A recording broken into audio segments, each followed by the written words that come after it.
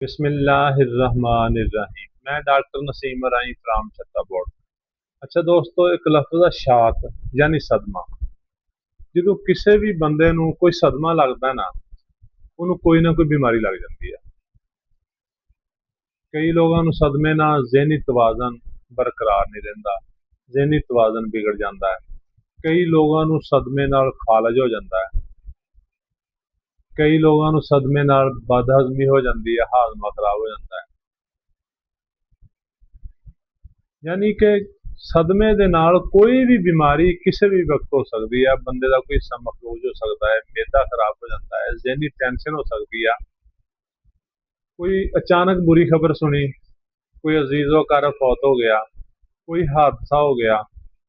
जो वो खबर बंदे तक पहुंची, उन्होंने अचानक कोई ना कोई प्रॉब्लम पैदा हो गया।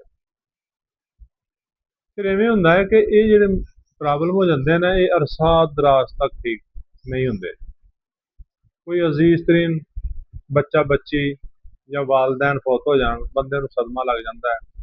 और वो बंदा अक्सर लोग चारपाई ते पै जाते हैं, दिन ब दिन कमजोर होंदे जाना, खाना ना खाना, भुख ना लगना, और इस तरह के बड़े मसाइल पैदा हो जाते हैं।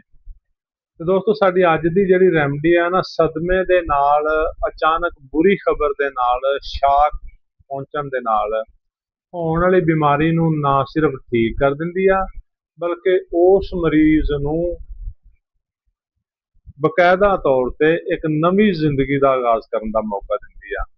वो बंदा जिहड़ा सदमे च घिरिया हुंदा है, मफलूज हो गया हुंदा है, ज़हनी तवाज़न खो गया हुंदा है, या किसी का मैदा खराब हो गया, या अक्सर इवें होंदा है कि अचानक कोई खबर सुनी बुरी, मोशन लग गए।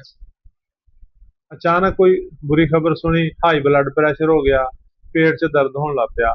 अगर किसी मेरे भाई नूं इस तरह का मसला होवे, ये जिहड़ी साडी रेमडी है ना, ये तो हर घर की जरूरत आ। होम्योपैथिक दवा इग्नेशिया 200 ताकत दे विच ये हर घर की जरूरत आ, क्योंकि हर बंदे नूं कोई ना कोई टेंशन सदमा हो जाता है। और इनू बवक्त जरूरत इस्तेमाल किया जा सकता है। और ये ऐसी सेफ रेमडी है, इसका कोई साइड इफेक्ट नहीं। और ये तुसी अगर फौरन सदमा पहुंचा है, उस मरीज नूं फौरन ये दवाई दे दी गई आ, तो चंद मिनट के अंदर अंदर ये दवाई अपना काम कर जाती आ।